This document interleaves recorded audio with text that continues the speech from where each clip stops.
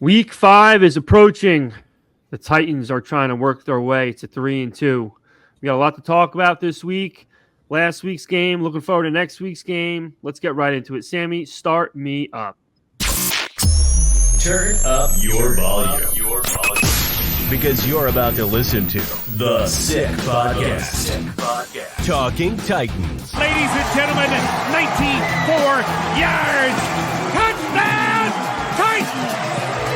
He is the baddest man in the NFL, and he just took her to the house. The sickest Tennessee Titans podcast. Zach! It's gonna be sick.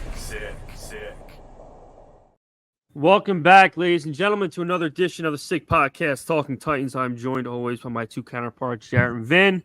Guys, we've had a whole week to marinate the game, and we're going to get into a little bit back from the Bengals game. We'll touch a little bit on the Colts game, as I mentioned.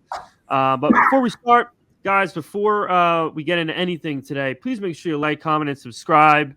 Thumbs up the show. We've been getting a lot more traction as each week goes on, and we appreciate all of that. So please keep helping us out as best you can, and we'll keep providing you the best content we can. So with that being said, before we get into anything else, let's also have a quick word from our sponsors. DraftKings, the NFL season is going strong, and DraftKings Sportsbook is hooking new customers up with an offer that's even stronger. Bet $5 on any game this week to score $200 instantly in bonus bets. And DraftKings is not stopping there. All customers can take advantage of a sweeter offer every game day this October. Get into the game day greatness. Download DraftKings Sportsbook app now and use code SICKSPORTS. New customers can receive $200 instantly in bonus bets when you bet $5 on the NFL. That's code SICKSPORTS only on DraftKings Sportsbook, an official sportsbook betting partner of the NFL. The crown is yours. And if you or anyone you know has a gambling problem, call 1-800-GAMBLER or visit 1-800-GAMBLER.net. Yeah, Jared's teetering on that level right now. You don't want to end up stealing catalytic converters to pay your bookies or to put more money in your DraftKings account. So bet with your head. Don't bet over it. And when you do bet, you should listen to my sick picks because your boy was 3-0 last week, but we'll talk about that later. Let's dive in to this. That is, but yes, well, we're going to dive into that. But you told everybody on the live, too, you did have the signs for anytime touchdown score, and we did all bet it, and we did win. Derrick Henry scoring a touchdown in the Titans game. So that was a plus for the boys. We might have to add a Vinny signs in every week. Shout out Jerry Jersey. No free shout outs. Jersey Jerry, and that's like copyright probably. We're gonna try to do something else. I don't think Jersey Jerry's gonna come after us for that, No, absolutely not. But it was nice to have him on the show. We got to keep that relationship strong with Barstool for sure. So moving on, like I said earlier, let's touch a little bit back on the Bengal game we watched last weekend. I was able to do another once over on the game. And there's a few things that I didn't mention on the live that I'll definitely bring up a little later on. But as always, I'll bring it up to you two. Vin, if you want to start us off, what were some of the after the few days to marinate? What were some of the big things you took away from the game, and what are you looking for them to sustain moving forward? I thought it was a great game, top to bottom. I think we came out pissed off from last week. We got embarrassed. We flipped the script this week. We won 27-3. We lost 27-3 against the Browns. My formula that I predicted the Titans would go with came to fruition. A lot of run game, Derrick Henry, Tajay Spears, and then everything off of that with the play action. Saw some more creativity with Tim Kelly's play calling, which was nice to see. I believe DeAndre Hopkins should have caught that pass, even though Tannehill threw it a little further. But that was a creative play call nonetheless. I liked it a lot. Defensively, we got after Burrow. I said that as well. Make him uncomfortable.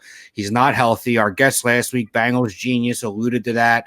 I said you're going to see a lot of quick passes, a lot of bubble screens, 5-and-ins, 5-and-outs, slants, things like that, and that's what we saw. But our defensive line got after him early and often. Azeez Al-Shaair was all over the field. Our defensive line, 3 sacks, I think, 7 or 8 pressures, a fumble recovery. Our defense finally bounced back as well, and I think that had something to do with our offense supporting them. I've said it week in and week out.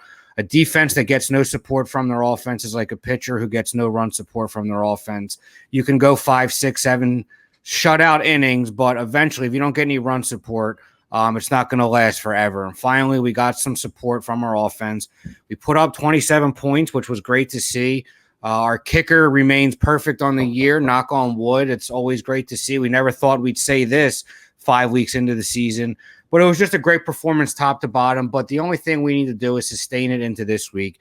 And I think the formula is going to be much of the same. It's a rookie head coach, a rookie quarterback. It is a division game on the road. But if we can play the way we did last week, this week, and going forward, I've said it after the game on the live show, I think we could beat anybody in the league, and we proved it. We've beaten Buffalo. We've beaten KC. We've beaten Cincinnati now. We've beaten the Chargers. We've beaten the top teams in the AFC. So if we play our brand of football, yes, we always have to hope that Tannehill does more things to win the game than lose the game. But we showed this week that we're capable of going up against anybody, albeit Burrow's banged up. But guess what? Good teams beat teams we're supposed to beat. So we were supposed to beat them last week with a banged-up Burrow, and we did just that. Shout out me as well. I was the only one who predicted us to win the game. You two Debbie Downers over there. You Janice, Olivia Sopranos over there. Always with the negativity. I did it on purpose. Yeah. It was the reverse mush, whatever you want to call it over there. Reverse things.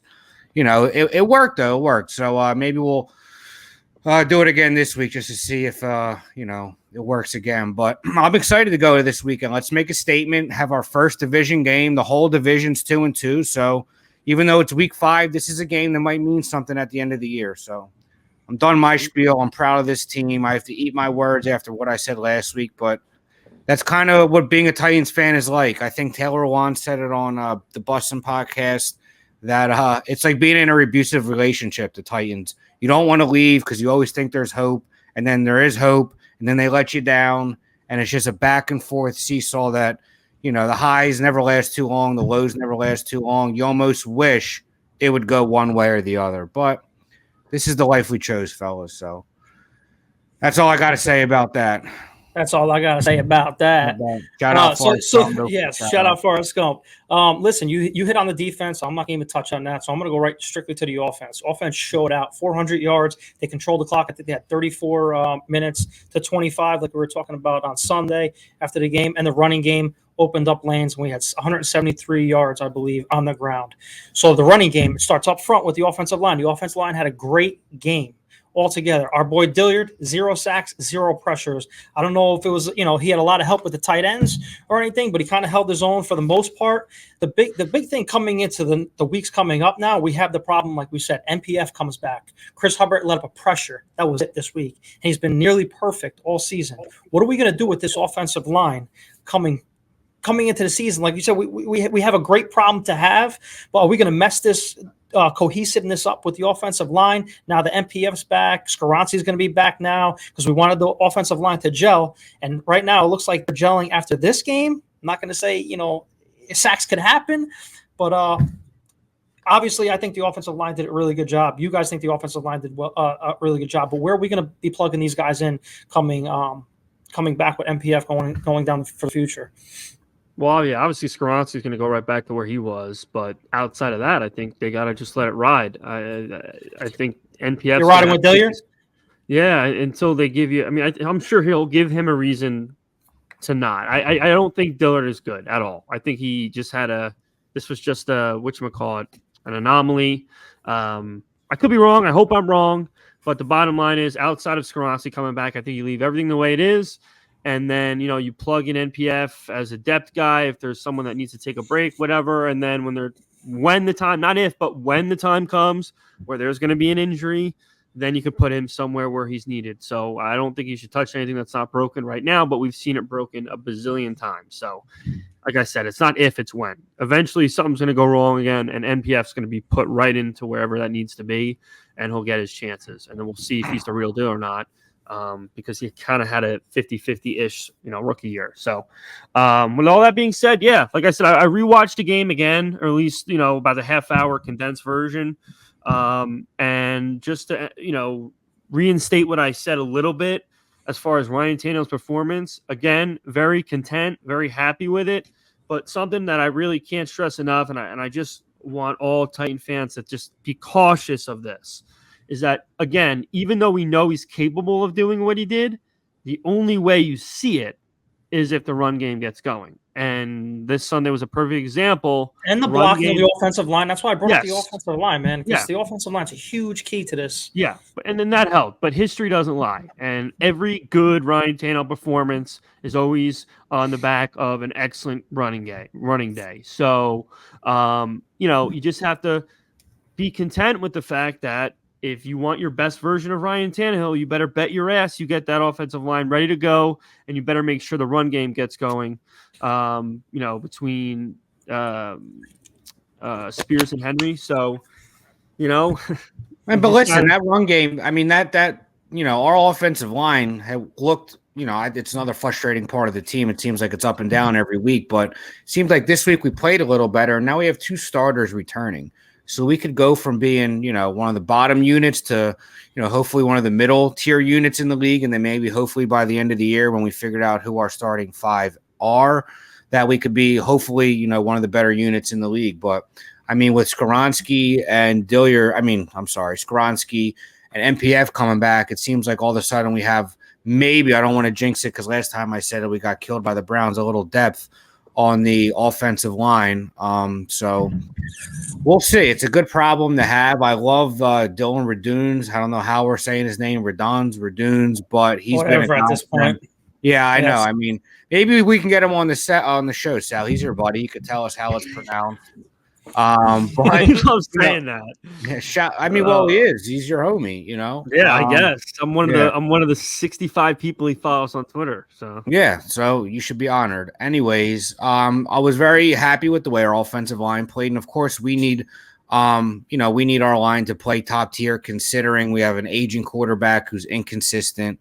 But Sal, like you alluded to, that run game, everything we go as the run game goes, and I think we all know that, and sometimes it can be boring. But we just have to be excited about the fact that Henry showed the player that he still is last week, and that Tajay Spears is going to end up being, hopefully in the next few years, one of the backs in football, because he has shown every sign that he is capable of being just that. I have him in 3 fantasy leagues now as well. He's getting 8 to 10, 12 touches a game. So you'll love to see it. Like you said, like when we're all sitting down in the at my house on Sunday, he is Derrick Henry's the generational back that nobody has in the NFL. It comes around every so often. So we have to keep him, there obviously, but the future back and the NFL back today prototype is Tajay Spears. He can catch out of the backfield. He can run. He's elusive. He picks up blitzes. He's a 3-down back in the NFL. So once the King's reign is over, Tajay Spears is going to slip right in like we always needed. Darrington Evans and Bishop Shanky and all these guys to be. So finally, I'm happy we have that. But another thing is, guys, Chris Moore is averaging 33 yards per catch. He's doing great. NWI, shout out NWI. I mean, buy me a jersey, somebody, please, of NWI. And Hopkins, they're all great guys. But where's Chig, man? Another week has gone by. Another 3 catches. Another 29 yards. We have to get him more involved in the offense. Be more exotic a little bit. I don't know what you guys think about that. 3 targets is not enough for me from an NFL. What do you have? The most tight end receiving yards per average by a rookie last year. Where is that? We need more of that, especially now with Hopkins there. It's supposed to free him up a little bit in the middle of the field, no?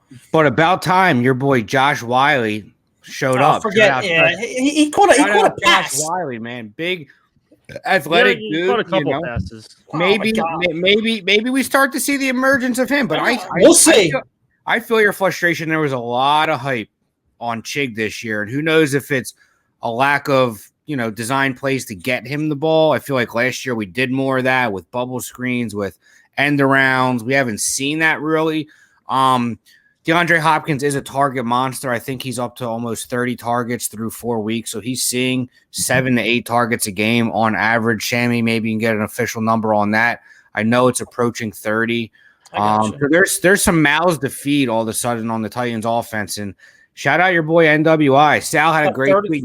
31 targets. Yeah, so you can't spell win without NWI. I'm mad that we didn't think of that earlier, but he's as much as we wanted to talk bad about him in the offseason and in general, the kid has showed up and, legit WR2 maybe. I don't know. I don't know. I'm not going to go. He stays on the field more than Treylon Burks. I'll tell you that much. Oh man, I don't listen. He's right. I see no lies there. Yeah. So speaking of being wide receivers being on the field, Kyle Phillips returns to practice this week. He's designated for return, so maybe we get him back and plug him into the offense because what do you have 8 receptions or 8 catches against the Giants and then fell off the face of the earth for a year and a half after that. We get MPF back this week, so you can't be calling for signs are pointing up a little bit. You can't be calling for Kyle Phillips' number or especially when Mason Kinsey what he's got. Especially when Mason Kinsey had his best game as a pro. I mean, he gets cut on Monday. Probably averaging 10, 12 yards a return, man. Now we cut the kid. Did we sign him? I think he came back to the practice squad. Yeah, I think so. I just can't believe Ryan Tannehill. Be in the Titans Ring of Honor. Ryan Tannehill, one of his biggest supporters, is already out on not even a year and a half rookie wide receiver. I just can't believe it. But listen, I digress. It is what it is. Hopefully, we need Burks. I hate to break it to both of you, but we need him. Hopefully, obviously we need him, but he has failed to stay on the field consistently since we drafted him, and he's had some drop issues. With DeAndre Hopkins in the offense, you would think someone's going to be open. Someone's getting doubled. Take advantage of that opportunity. I'm telling you right now, because if previous 11 was on this team, with this, he'd be taking over games right now when he's on the field. So Treylon Burks, make me eat my words. Ryan Tannehill take over a game on his ass, even with AJ Brown out there. AJ Brown had 10 touchdowns and 1,100 yards or whatever with Ryan Tannehill a couple years ago. I get it that Ryan Tannehill's older. Line. I get it, but you know what? Still can sling it. Listen, you gave Ryan Tannehill 40% games, 50 games, 40%. And Treylon Burks gets what? 10 games and you're out on him already? Come on. That's all right. I'm 35% with Corey Davis 2.0. Ooh. We could do one of those by that free frame face. Ooh, yeah. I would take Corey Davis back in a freaking heartbeat out of retirement. Oh, I would too. I vouched for him before we got DeAndre. Speaking of 35%, what are we at now, Jared, with your boy? Did you say that? I sat on the couch live and I just gave you a 40. 40. Okay. I don't know. It'll notch back up to 50. If it's a convincing win the next 2 weeks. We'll see. Okay. The next 2 weeks? Or next week? Next week. Let's focus on the Colts right now. But 2 weeks into the bye, if we're at 4-2. Yeah, because we're not winning in London. It's impossible. It's not London's cold. That's why I called you Olivia. That's why I called you. And guess what? They keep winning. The more I bitch let them do it. Keep the mush over there. Well, no, over there. Keep the mush over there. I have everything I say, everything I do has a purpose. Okay, I know what I'm saying. I know what I'm doing. That's why 95% of my Titans opinions are correct. Okay, there's a reason for that. So, with all that being said, I want to say one thing as well too. And nobody's open your windows. I don't think your head can fit in the room. Yeah, no, I got a pretty big. My ceiling's pretty high. I'm okay. Yeah. So, one thing I want to say, nobody's brought this up. Obviously, I can understand why some people aren't going to want it, but how about we let Malik Willis get a snap or two, mix things up, catch defenses off guard. There's nothing wrong with it. Right now, a 3-quarterback system or something? No, well, obviously Levis is just there to hold a clipboard right now. I get it. I'm content with that. It is what it is. But Malik's the backup. Put him in. I mean, other teams that have athletic QBs like him, they switch it up sometimes. You see what's his name, even though I can't stand the fucking kid, but Taysom Hill, they put him in there with wildcat shit for the same. Use them. They did it last year, and he had some fumble issues, but he's a year into the NFL. He's had 100 practices. I think he can hold the snap now. Put him in there, wildcat. Make him roll out. Oh, he's gonna run, and then he throws it. And then we keep Tannehill in there too. Put him out wide like his Texas A&M days, and we can get real creative in here. Oh yeah, let's get creative. You know what? Yeah. That would have probably wanted Malik Willis under center, where Derrick Henry threw the touchdown pass to Josh Well. Yeah. That would have been sick. Which, by the way, if you're gonna have Tannehill out there, make sure you have him run a route to the middle of the field. Make sure he's in the middle of the field when he runs that route. Just kidding, guys. I want a back shoulder. Yeah, I want a back shoulder. If you look at some of his tape when he was a receiver, he was pretty solid. Yeah. You know, I think if he was pretty solid, he'd still be a receiver, but that's besides the point. We got him as a quarterback now, so let's hope we get the best of that. But yeah, throw Malik in there for a little this, little that. See what you can do. But moving on to this Colts game, just to do a little. Guys, wait. Before we go to the Colts game, I got a little something for you. Hold on 1 second, okay? Oh, all right. He's got a Tannehill fucking mask for Halloween. He's wearing. maybe you got an NWI jersey. Maybe. We're gonna do a little something here today, guys. Oh my Okay. gosh. We're gonna do a little new segment. Okay, it's called the Nice. Stat Genius. We had the Bengal Genius on last week, so going on to the Colts game this week, I'm gonna bring stats involved into this podcast. So go ahead. Sammy's probably gonna clip it all and everything. Since 2018, Titans versus Colts under Mike Vrabel, we are 6-4. 5 straight wins. In 5 of those games, our offense is averaging 29.4 points per game. Defense is letting up on an average of 20 points per game. Henry has an average of 120 yards in the last 5 games. And Tannehill, take another sip. You might have to chug this because you're not going to want to hear this. So Tannehill, in 7 starts as the Titans quarterback versus the Colts, has a passer rating of 100.3.6, 183 yards per game, and average of 1.7 touchdowns, with throwing an interception 0.5% of the time.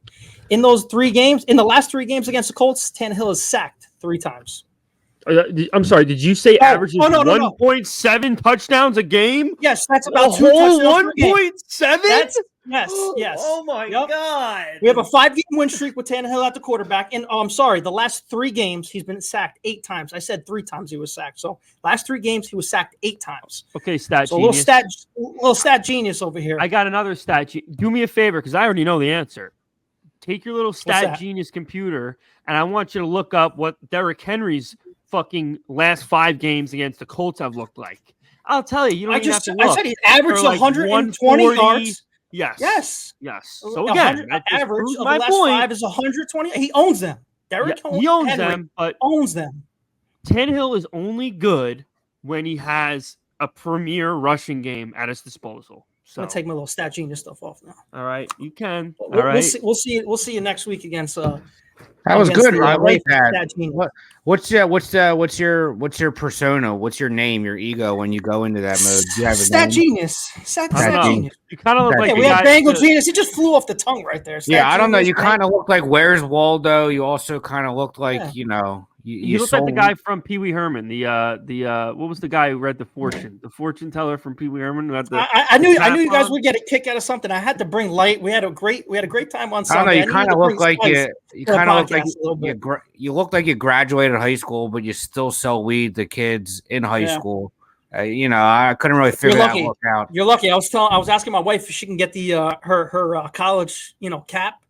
I would have wore that with the glasses and everything. So that would have been better. Yeah, I don't know what that was. Was that a kufi, like a Muslim kufi there? Or was that I know we're getting a little off topic, but this right here. Oh, is you guys? No, it's close. But my kids were spanking an alfalfa last year for Halloween, so this is the spanky hat, and that's what Hasbulla wears. Yes, and one of my kids is going to be Swints this year for Halloween. So this is glasses. Shout out Jared's kids, Logan and Luke. And he has another one, but he's still an infant. Logan and Luke kept us on our toes when they got home. We had some Nerf wars. We're gonna have to take a poll who they like more, Uncle Vinny or Uncle Joe. Yeah, I think right now you probably win that. But yeah, let's move on to the Colt game. Just to touch on a little bit, we're going to do our full preview in a couple of days. But Jared, start us off. I think I know the answer already, but what are some small keys to victory going into this Week 5 matchup? Biggest key to victory right now is getting Anthony Richardson controlled into the pocket. Obviously, Mike Vrabel has a good track record, I would say, not great. A good track record of mobile quarterbacks. I've seen a stat floating around somewhere. But if we contain him in the pocket, force him to throw, I don't think their receivers are beating us. The only person that could possibly beat us is Mo Alley Cox. And then who's that young tight end, the rookie tight end from Virginia Tech or Virginia? Ben? Well, they You got said? Michael Pittman too. Let's not forget. Yeah, but I don't. Like I said, I'm not worried about. I'm not worried about him. That's the only one we got to worry about. If we lock him down, double him, I think our corners and our safeties are going to be all right with that. And then who do they have running back? They don't have Jonathan Taylor. He's not. He's not going to be back this week. No, so. he might. He Well, might be. no. And you know what? We own him too. So I'm going to put that on record. We own him too. You screamed on the Anvil podcast about the sick podcast with the Colts. We own him. We do own him. He's averaging like 50 yards a game against us, and he's not going to come in. You don't have to knock on wood on nothing. He's not going to come in and have 120 yards and 2 touchdowns against the Titans cold off the bench, because we have one of the best running defenses in the league. I think we're going on 8 games or 11 games that no one has ran over 100 yards on us. So it's all full confidence on that. If we just pressure the hell out of this guy, it's a rookie quarterback. I think we have no problem beating the Colts 2 times this year. Yeah, and I think Jonathan Taylor's all in at this point. I don't see him coming back. I think he's kind of, I at this point he'd look, pretty foolish if he decided to come back. I think he is, sitting this one out. We'll see though. I'm not worried about him either way. He's not going to come in after 4 weeks of not playing and blow the doors off. So not worried about that. But I agree with what you said, Jared. I think we need to contain him. We can't let him get outside the pocket. He is athletic. He's big. He can run. I think he has 4 rushing touchdowns already this season. So we got to contain him, keep him inside the pocket. We got to get in his face early and often, let him feel us. But I think we should win. Listen, it's a close game. But every time I feel like I say that, we end up losing. But we seem to have their number the last few years. It's a rookie quarterback, a rookie head coach. I just fail to believe that Mike Vrabel is going to lose to that, even though it's on the road. It seems like we got things going last week, and hopefully that Browns game was just a fluke. You know what I mean? Where it was really bad. And hopefully we're over that, and we'll see more of what we saw last week against the Bengals as opposed to what we saw against the Browns. But I'm not all that worried. Their defense doesn't scare me, really. I mean, I don't know who they even really have. Shaq Leonard, I don't even know if that's his name anymore. I don't really even know who else they have, really, to be honest with you. No one. Buckner. Okay, they have DeForest Buckner. I mean, he's a great player. I think he might be a little long in the tooth as well. His best days might be behind him, but I'm not really worried about their defense at all. If we can put up over 20 points, I think our defense can do the rest, and I think we'll win this game. Yeah. Speaking of winning that game, I know before Sal, Vinny's not going to be with us on Thursday. So you're saying we're going to win this game. Do you want to save your prediction for Thursday? You want us to read it? Do you want to read it to everybody right now? Do you have a prediction? Yeah, I'm going to say my prediction is 24-14. I think we see a lot of the same formula we saw last week, a lot of the run game, a lot of Henry, a lot of Spears, everything off of that play action. Hopefully see more creativity. And I think our defense is going to, stay hot and ride the momentum. And like I said, rookie quarterback, rookie head coach, pretty solid so far. But I think we handle them. I think we beat them, and we do it by double digits. So again, that is Titans 24, Colts 14. I will let you guys do my sick picks for me though on Thursday, because I'm still looking at the board, not sure. I did go 3-0 last week again, but shout out you. Shout out me, no free shout outs. But yeah, I think we'll beat them. We'll do it by double digits. But you never know with this team. Like I said, it's a roller coaster, and give it to us, Sal. Just when I thought I was out, they pull me back in. Exactly. So hopefully they don't push us back out this week and then pull us back in the following week. Hopefully, they can continue doing what they did last week. And if we do that, I think we'll win this week and hopefully weeks to come. So. Yeah, I mean, we've been pretty good about stopping the run. That's going to be the key to this game. If you force Richardson to throw, because he's young, because he's a rookie, that's going to be your best chance of making mistakes, getting the turnovers. So stopping the run, forcing him to roll out, him to throw across his body, do things of that nature. Win the turnover battle, keep the offense creative, keep the play action going. We picked it up, the play action last week. Thank fucking God.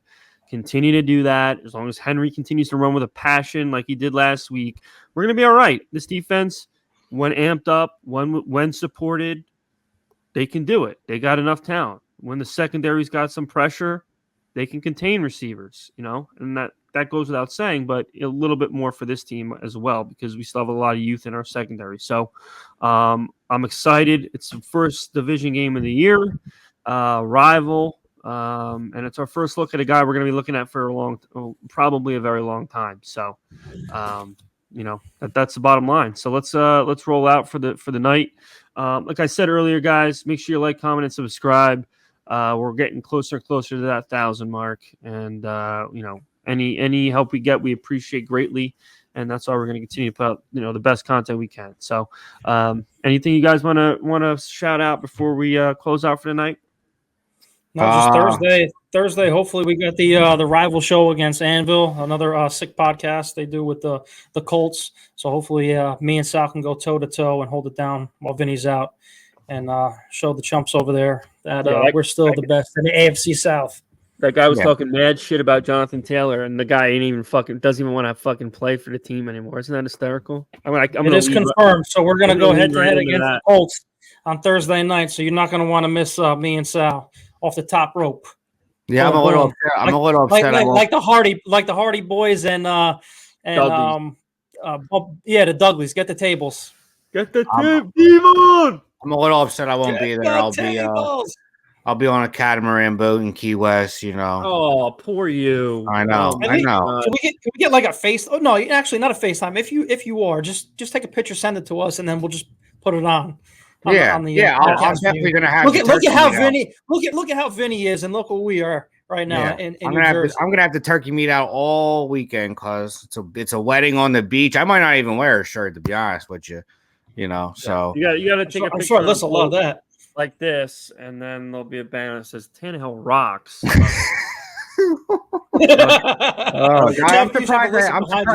I'm surprised they didn't come back at me this week, So yeah. But I know you guys will hold it down for me. I think you two are plenty, although I am upset that I won't be there. But if you need to get me in last minute, FaceTime me maybe. I'm always down to talk shit to a fan base that has done nothing but fumble at the quarterback position since they lost Peyton Manning. Luck, they ruined him.